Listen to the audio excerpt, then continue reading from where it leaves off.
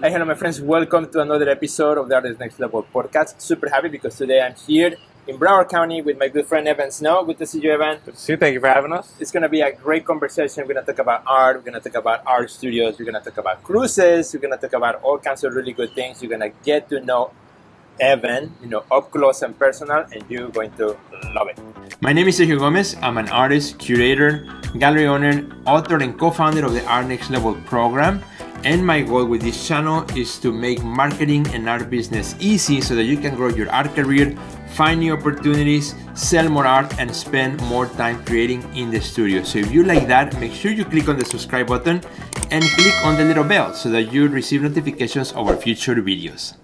Well, Evan, good to see you. Thank you very much for being here and the invitation. Of course, thank you for joining us here. This is one of my favorite spots.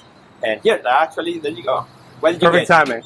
I got a chai Thai latte as well. Cheers to you. Thank you, my They friend. make the best chai here. It's my favorite. Beautiful. This is called Felicitas. It's here in Broward County. And one of the first people I met when we arrived here in South Florida was you at an event in Fort Lauderdale. And somebody said, a good friend of mine said, you have to meet Evan. And you happened to be there. So we met at the door. And since then, we've been talking a lot, collaborating also, doing things together. And I would like to share a little bit of your story with our friends, the things that you're doing. You're a big art supporter. Your love for art and for artists and for the success of artists is something that is at your heart. That not only you talk about it, but I see you doing every day.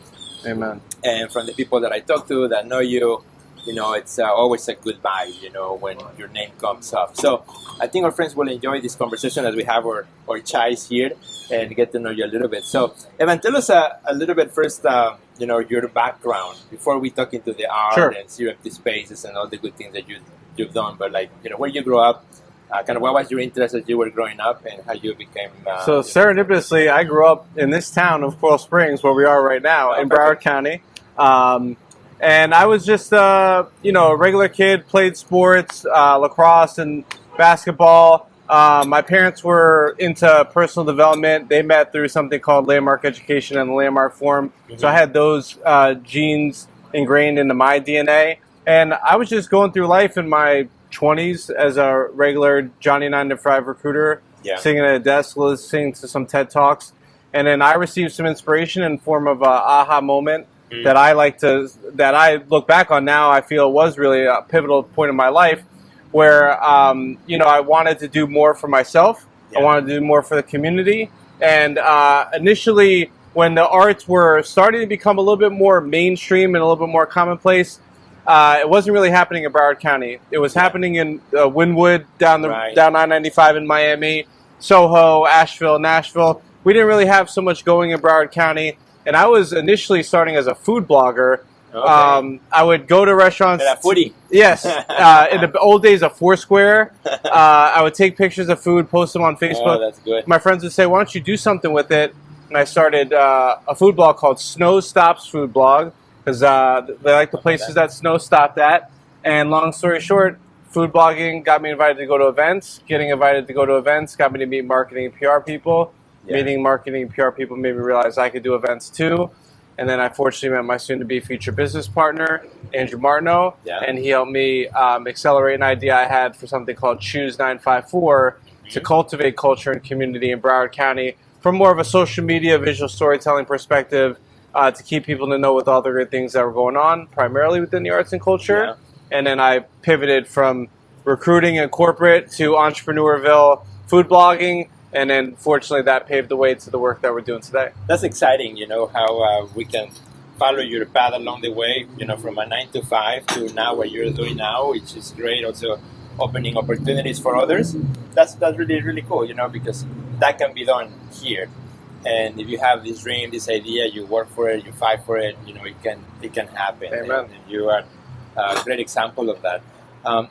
One of the reasons I met you is because a friend said, have you heard of Zero Empty Spaces? And I had heard of the name before, before coming here, as I was also doing Googling at arts organizations and things here. But I didn't know a whole lot about it. The name sounded like Zero Empty Spaces, and about studios. I went to the website, and it looked really exciting what you guys were doing. So tell me a little bit about, as a co-founder of Zero Empty Spaces, what was the big idea for that, and how did you get it started, like off the ground? Sure. In my early art exploration days, as many people that are patrons or collectors or supportive arts, I would love going to view and tour art studios. Yeah. Hear from the artists in their creative space, see the piece before it's finished, and watch that process kind of transform. So those were always very fond memories of me in my early arts advocacy days, as I was pivoting from that food blogging to arts and culture blogging to creative entrepreneur. And we were doing an art fair inside of luxury waterfront homes that were for sale, made only accessible via boat. And we actually made it primarily for independent artists not represented by a gallery. It was called Art Fort Lauderdale, the Art Fair on the Water. It ran up until COVID. And throughout that experience, we exhibited over 500 independent artists, over 1,000 pieces of work in 4 years. And a lot of these artists were saying, where are studio spaces at, let alone affordable? Right. Meanwhile, we partnered with the local real estate board. So developers, brokers, property managers, and the like said, hey, could you do art in our commercial space? So fortunately, my business partner, Andrew, has a background in shopping center and retail marketing. Okay. He was a marketing executive for the Westfield Corporation and ran the Westfield Mall, the Broward Mall, down the street here. And he, as an artist at heart and as an arts advocate, would take artistic components and fuse them into the experience to help retain shoppers in the mall longer, to keep feet in the street longer, by also providing an art activation. And the first main one he did was he created the first commission-free art gallery in a vacant part of a food court in the Broward Mall. Okay. And gave a really unique opportunity, press, social media, content, discoverability. So this idea kind of came out of all of that. Mm-hmm. We got the artists asking us for space. We have the property people asking us to do stuff in the space within art. And instead of doing just a pop-up gallery, we thought it would be much more impactful to activate vacant commercial real estate spaces, storefronts, to make affordable working artist studios so artists can have space to create and collaborate outside their homes, and provided a myriad of win-win-win benefits for not only the artists, but the properties, the community getting able to discover artists in places they normally haven't been able to. And it's been a great success with the first 31 spaces we've done over the last 5 years now across 4 states. Wow. How many? Done 31. 10 of them are still active, and we have had over 650 artists come through the program. And it has changed hundreds of artists' lives thousands of times over. That's a great number. Those are great numbers. And I've seen what you guys are doing, talked to many of the artists who are there, very happy for being there. And I love that it's like 2 pieces of a puzzle, right? You were working with artists in this side, that piece of the puzzle, and seeing the studios and what they do in the studios, the need for studios, because here in South Florida, studios are very expensive. Space is very expensive. In most of the big cities, space is very expensive for artists, and it happens often that, artists have a hard time finding a place to work. And let alone finding not only a place to work, but a community within that place to work. You can find a warehouse space, but you're the only one there. So you have that piece of the puzzle, and then this idea based on the event that you guys did, and like wait, these two can coexist and work together and giving birth to Zero Empty Space. I remember the first time I went to a Zero Empty Space was for the unveiling of one of the locations in Fort Lauderdale. Las Olas, I believe. That one was at gallery. Our first one was on Las Olas, but you came to the one at the Galleria Corporate Center. Yes, exactly. And the excitement was really great. To my surprise, I already knew a couple of the artists who were in the studios already opening up. So people were there celebrating, cutting the ribbon, and you could feel that this was about community. It's not just another space where here we divided into 5 sections, everybody gets a key, and then they probably never see each other. But it was about creating that sense of community, a sense of belonging to something. And not only something that is just in one space, but now as Zero Empty Spaces becomes a bigger family, and now multi-state, you feel that you belong to something bigger.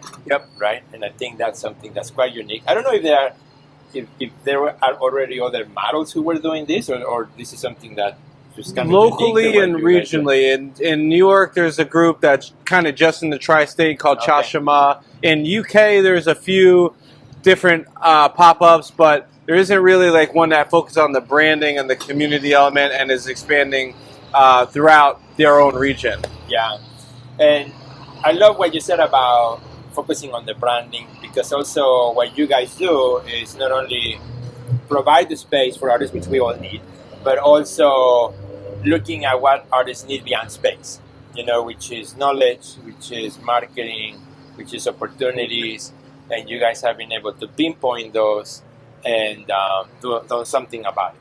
So tell me about, as you started working with Zero Empty Spaces, maybe tell us a little bit of the story of maybe those first few artists Sure. that you work with. When did you realize that, there's more that they need, or space, right? It's not just, here's my space, everybody's going to come because now I have a space. Right. Yeah, because if we just took up the space and then said everybody go, you take this corner, you take this corner, good luck, then it's not really going to set them up for success. Right. So basic things like even facilitating and scheduling open studio events to get the artists to be, while the spaces are open and activated daily, open studio events once a month, we encourage more of the artists to be there, active and present, to greet the public and the patrons. Hosting artist potlucks, which you've been to, not just for the artists in that location, but for the artists of the greater community, to share a meal and discourse, to connect, engage, and get inspired. Hosting talks and workshops, which we've collaborated on with Art Next Level on the marketing, the mindset. Even beyond that, we've brought in arts and entertainment attorneys to talk about intellectual property and copywriting and setting up an LLC and having a certificate of insurance and having certificates of authenticity to help set artists of all stages of their career get to that next level, because everybody needs, it's a continual learning process. But then above and beyond that, there's a lot of things that maybe people would take for granted that we do to try to help them. We host podcasts with the artists to help tell their story, so that not only can the general public learn about them, but their studio mates can maybe learn things that they didn't know if they haven't had a deep dive conversation with them. And we're always trying to do new and innovative things, taking artists on field trips to museums or art fairs, or the one that we're collaborating on as well that came out of the potluck is our first Cruise for Creatives Wellness Retreat. Because wellness, mindfulness, and travel have all had a profound impact on my life and your life as well. And we wanted to extend this quarterly potluck gathering of artists and creatives, which we've been doing since before COVID, which is a great thing, out beyond the four walls of the studio space. So we're excited in March of 2025 to be going on Virgin Voyages Scarlet Lady, which means no kids, on a really cool, unique experience going to the Western Caribbean, where we're going to have a cruise experience and relax and retreat from this crazy life that we live here in America, but also have meaningful and impactful dialogue, conversations, and workshops on a lot of the topics that that your platform knows you cover on Art Next Level, as well as on the burnout, the balance side of things. So, and making new connections, making new neural pathways, extending the creative community, fostering new connections in the community. It's a really beautiful thing, and we still have plenty of time if you'd like to get involved. We're not sailing until March of 2025. There's payment plans available, cabin pairing available. If you don't have somebody to go with, we can pair you with somebody. So those are some of the other additional benefits that we provide, in addition to letting artists host their own events and host their own studio visits and invite their own collectors and the general public. And we don't take any commission. We don't take any cut off of classes or workshops as well, because we do it from an arts advocacy perspective, because it's the right thing to do. It's the right thing to do. I love that. And since you mentioned the cruise, which I wanted to go there as well. Yeah, I find that I think the cruise in 2025 is going to make a lot of sense, because everything in 2024 for me was a change, transition from one city to another, but everybody has their own struggles and their own things. Also, economy and politics, all these things. It's a lot of weight that sometimes you carry. And I think as artists, the more I work with artists, I realize, as an artist myself too, that we tend to sometimes carry that load, because we are ourselves and our minds in the studio, and that's it, right? And sometimes those things can become paralyzing, and those things can cloud your vision for the future, what you want to do, what you want to be, and what a best way, to declutter, to jump on a ship and remove yourself from the everyday life and the news and the needs of everybody else, and really recharge yourself. Yep. And really replenish your mind, your soul, and make new connections. I think we're gonna make friends for life. Once we go there. And what a cool thing. Now, you and I, we have never been on a cruise ship. Yeah. But we are confident it's gonna be good. Yeah. It's a brand new ship. All the amenities, going to some great places. He said no kids, so Yes. that's perfect. Yeah, no kids around. Yeah. Because every time I see, a ad for cruises, it's always the pool is full of kids. It's like, I don't know if I want to jump in there. Right. This is all for adults, and that is really cool. Because then we can focus on our growth, on our mindset, on our business, and at the same time have fun. Have a great time. So when we come back and we take off from that ship back into land, we will be completely, I think, reset. And then integrate some of the learnings, and then you guys do such a great job with our next level on the continuing education on the mindset portion, so that those things that you learn on the retreat portion from the workshops that we'll have on how to integrate those into your day-to-day life. Right. I'm going to give some very easy and tangible best practices, tools, and resources that I use personally in my own daily life, many of which are free and accessible on YouTube. Affirmations, meditation. Right. Some of them might resonate with you, some of them might not. It's but you could choose what works for you. Everybody's on their own different path. Tools that you have access to. Correct. My goal with the talk that I'm going to give on going from burnout to balance is to help artists and creatives, and even it's not all for visual artists and painters. Mm-hmm. If your partner who's not an artist wants to come, they can come. Or if a writer, a sculptor, a podcaster, but being able to help people identify the signs of burnout and then equip them with these free and easy to access tools will hopefully help combat and prevent burnout for anybody, and we could all use that in our lives in 2024 and beyond. From burnout to balance.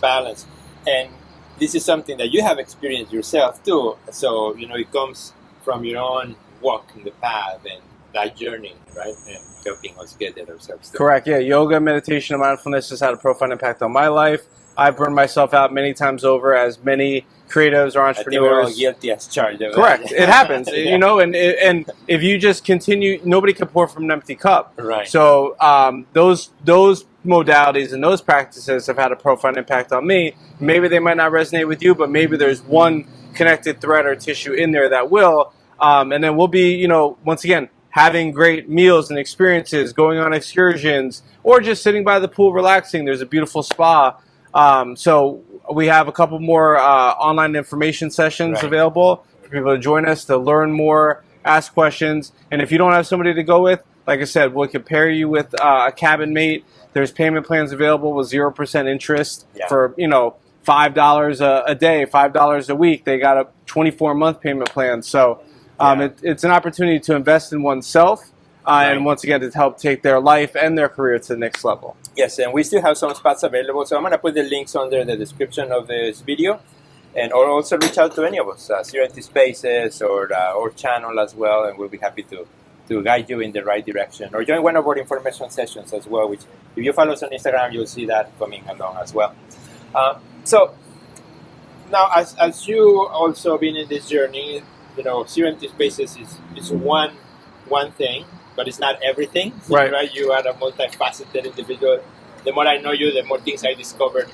One of them is the Zen Talks, Creative Zen, that you guys do every month, which I had the pleasure of participating and sharing my story, and also attending other presenters and seeing their story and learning from them. And also Dr. Anina, my wife, who also had a chance or an invitation from you guys to share, which I love it. It's kind of like this very casual Friday morning tech talk style, talk that I guess provides to the audience, and you just go there, sit down, very relaxed, very casual. It starts with meditation, which is great, so it puts your mind on focus for the speaker. The speaker comes in for 45 minutes or so, gives us a great life story, something to learn, I've been really impacted by that. I can look back, really, really quite interesting conversations. And then because it's a small setup, you can also meet the speaker, which a lot of times when you go to a big event, you can't. Right. Because, you gotta make a line or you don't have access or whatever. Right. Here you can, it ends and you can exchange cards, you can ask, you can, continue the conversation, which I love. Making it intimate. Tell me about how did that came about too? Sure. And how long you guys been doing? So that came out of my love of TED Talks. And then TED Talks, they might, in your community, they might only happen once a year. Right. And I was attending one that was, very impactful for me. And then when that local chapter closed, my business partner supported me and said, you know what, let's create our own that no one can take away from us. Right. So we do it every second Friday morning of the month. It's one of my favorite events of the month, something to look forward to. Regardless of who the speaker is, you can always learn something from other people sharing their story. Regardless what their job title is, regardless of their skin color, their background, their way of life. I like to think of it as everybody is a human being just like everybody else is a human being, and we all are more alike than we are different. So I've heard some phenomenal stories, including yours and Dr. Yanina's, but they really did initially serve as that aha moment, which is, for me, when I was just a regular Johnny 9-to-5 recruiter, which is why I'm dedicated and committed to paying it back and paying it forward and continuing to host these events for free every second Friday morning of the month at the Cotilla Gallery inside the Alvin Sherman Library on the campus of Nova Southeastern University, NSU in Davie. And we do this with support from the Alvin Sherman Library Circle of Friends Board, which my business partner is the president of, who works to get people more involved with the library in the community. And they host tons of other great events, bringing in astronauts, Guinness Book of World Record holders, New York Times bestselling authors, and we're just another event, thankfully, in their schedule and their rotation. But it's a great thing. I've met some of my best friends through this event. It's something that we all look forward to going to. And we've been doing it now for about 6.5 years. Wow, that's a lot. So that means one a month, so 6 times 12 or so? We took a couple off for COVID, and then there was a couple times we had some storms. But yeah, pretty much. And we archive them. They're recorded. They're on our YouTube page. Yeah. So if you're looking for inspiration, if you like TED Talks, and you want to try something different, you could go to our Choose 954 YouTube page, type in Creative Zen Talks, find a list of replays, listen to them, and then we also put clips on our social media to let more people know. And I think we obviously share this, big on spreading the power of possibility and positivity. And it's very rewarding and fulfilling to hear how somebody started their journey, and maybe just hearing that spark or sharing that spark could be the spark you need in your life to take your life or your career to the next level as well. Yeah, no, that's pretty cool, and I love it. I remember the one I went with AI, for example, that totally opened my eyes. That was, last year when AI was still kind of like, everybody was like, what's that about? Am I supposed to be scared, right? So that was really good. Great resources that were shared. I still have the sheet. The other speaker who talk about how to communicate better. I thought that was a really amazing one. I took some really good points from that. Particularly as I like to speak and talk and things like that. So there's always something that you can learn, regardless of who is the speaker. Correct. What are they teaching? There's not all artists or creatives. There are professionals who have found success in what they do in a specific area, and we can all learn from that. I find that as an artist, the more I open myself to learn outside of the art world, I'm better equipped, because then I can bring what I learned into the art world and adapt it. I'm always thinking, this is what I learned. How do I adapt it to me as an artist, as a curator, as a gallery owner, so that I can use it, right? I can use these tools. It's interesting that people on the flip side that are not artists and creatives want to tap into art and creativity to help them learn and grow.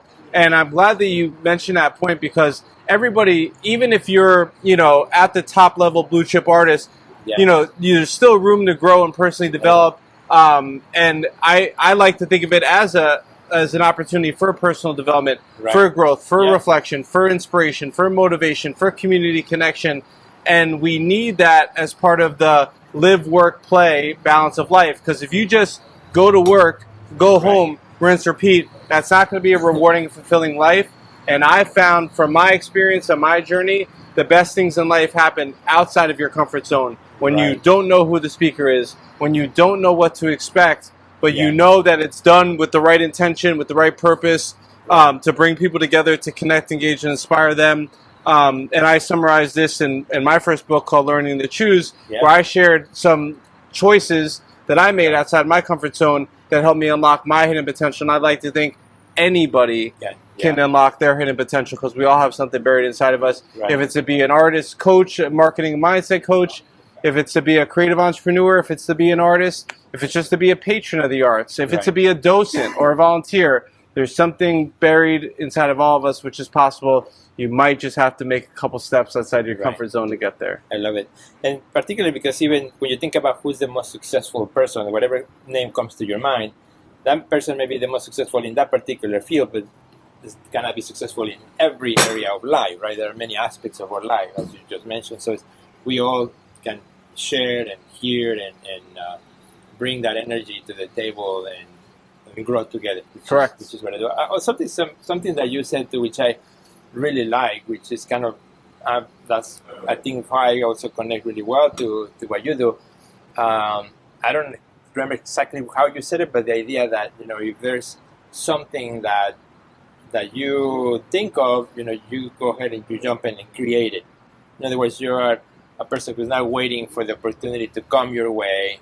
You're not sitting like waiting for the opportunities to knock on your door, but you're a door maker, right? Or an opportunity maker. That's how I like to think of it. And when a person gets to that point where you begin to not only think of what are the opportunities for me, but can I create opportunities, and will those opportunities also be for others? Because at some point, during that transition where like I don't want just opportunities for me, but I want to make opportunities for others. I think that's a really cool place to be, because even though there are sacrifices for those opportunities that you're creating, time, energy, finances, and all these things that you have to put on the table to make opportunities for others, but the reward that comes later, from the things that grow, the beautiful stories, when an artist comes to you and says, what, that studio is like life changing for me. That's invaluable, and that's where the change happens. And the true legacy, I think, is what stays behind. Everything started. Everyone and everything started at zero. Had to have that. Had to make that first step. And the first year we did the art fair inside the homes with the boats, we didn't charge the artists to participate. It was an investment in our future. But throughout that experience, I formed so many relationships with all the artists we exhibited. We learned about pairing art and real estate. That experience led to zero empty spaces. So if we didn't do the art fair, we might not be sitting here, and who knows where I'd be right now. So I like to encourage people, to make that first step, to try something different. Go see what you like. Maybe it's not visual arts and painting. Maybe you like glass blowing. Maybe you like museums and you want to be a docent. Maybe you like the performing arts and you'd like to be an usher, or work behind the scenes, or work on set design, or whatever the case may be. There is something for everybody, but sometimes you do have to create it. And I give you guys a lot of kudos and credit, because I don't even know how many thousands of artists you've helped now through our Next Level platform. But the artists are always coming to us saying, how do I sell more art? How do I get my art out there more? And there really aren't. I mean, there are some, obviously now, other coaches, but you guys. I want to also give you a lot of kudos and credit, because the information that you provide is very digestible for anybody at any skill set, any level of their career. But I certainly encourage you, if he was able to do it, if I was able to do it, anybody is able to do it, whatever that thing might be. If you're authentic, if you're genuine, and if you're in pursuit of your passion, you don't have to necessarily do it altruistically, because as you mentioned, people have families, they have to eat, they have to provide for themselves. But, you can make something out of nothing. I started all this with the hashtag Choose954. I never would have imagined I'd be putting artists in former Burberry stores next to a Louis Vuitton. Right, exactly. That's amazing.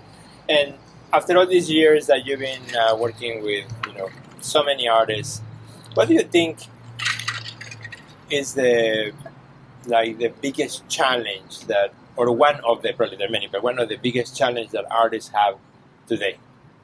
I think it really probably comes down to the marketing and the mindset. A lot of, my work's not good enough. Yeah. My post isn't good enough. My space isn't good enough. And it really is. I mean, even if you're creating in your apartment studio next to your kitchen, you know, that's where you got to create out of. And once again, everybody started at zero. I found the most successful artists put the most into their craft, and a lot of them in Zero Empty Spaces put a lot into the marketing. We have an artist who's been creating for over 40 years. He's one of the most talented color pencil artists, Anthony Burks, the mayor of art in West Palm Beach, No More Starving Artists Foundation. When he got in Zero Empty Spaces, he had been creating, he had been, you know, a long time creative, but it was that point to take his career to the next level. And he moved into this new space in Palm Beach Gardens that people didn't know there were artists there. And much to his chagrin, he started going on Facebook Live every day from the studio. From the outside of the studio space, showing the outside, showing where people would park and walk up, and then would walk in and do a studio tour almost every day that he was in. Wow, that's great. And as a result, people saw it, made a mental note of it. When it was time for the holidays, when it was time to purchase art, they remembered that. Art, marketing and content and social media, just like anything with SEO, the more you put into it, the more you get out of it. So if you could just get, for artists that maybe are having those mindset blocks about, oh, my post isn't good enough, it doesn't look like this guy that I see. Everybody started at zero. You work on it, you tweak it, you perfect it, and that is, from my experience, what I've seen have helped artists become more successful. I love that. I love that. And like you said, you know, it's all the mindset, right? Because we want that immediate reward. I put the video, I want to see the likes, I want to see the follows, I want to see something, right? And it's as you said, is that recurrence and having the strategy to say, you know, I'm going to do it every day. Even if I get just 5 people watching or 1 people watching the live, I'm still going to do it tomorrow and tomorrow. And that compounds, right? The compound effect that now with so many, you know, now people remember, and not only by him doing it, also made that space more visible to others. 100%. So other artists who come in today, you know, they got the reward also from these artists who started it when nobody knew that was it. And they look at him and they go, "Oh, Anthony, you're so successful." You know, I think it was like really quickly. Right, but like, you know, in all reality, they could do it too. And you're right. I love this saying: 1 is greater than 0. Right.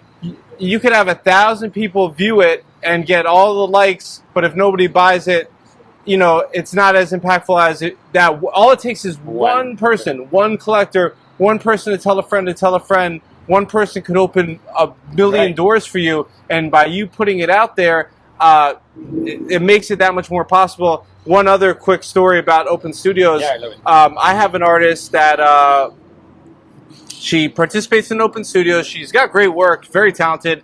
Was, you know, sharing with me her struggles with sales, and sales weren't going at the direction she would like.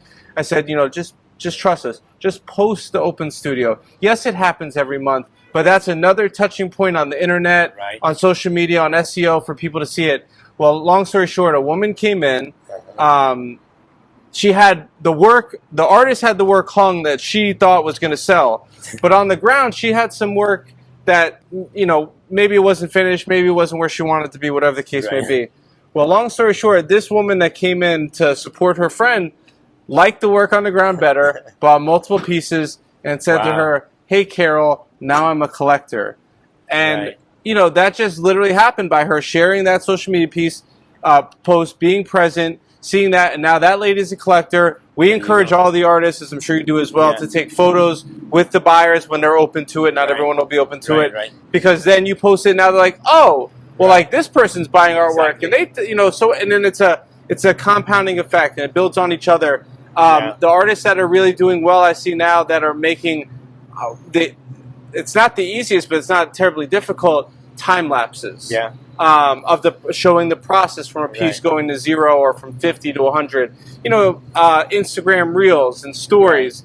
There's so many tools and that are easily accessible, and you teach great courses on this now about how to make the content more engaging. That call to action to start the video with that's going to get them in the first 3 seconds. So it is possible at any, and the two artists that I mentioned success stories of, they're both in their 60s. I was gonna say that you know, age is not an excuse. I meet sometimes artists in their 40s. So I'm really bad with technology. Well, you know, my dad is what, 84 right now, and when the pandemic came, he was doing Zooms. You know, he knows how to use the internet and things like that. You know, to connect. We all can learn. You don't have to learn everything about it. You just can learn what you need to learn. Correct. To get better. And other times it's just the mindset. It's just finding the excuse for not jumping in and trying to do it.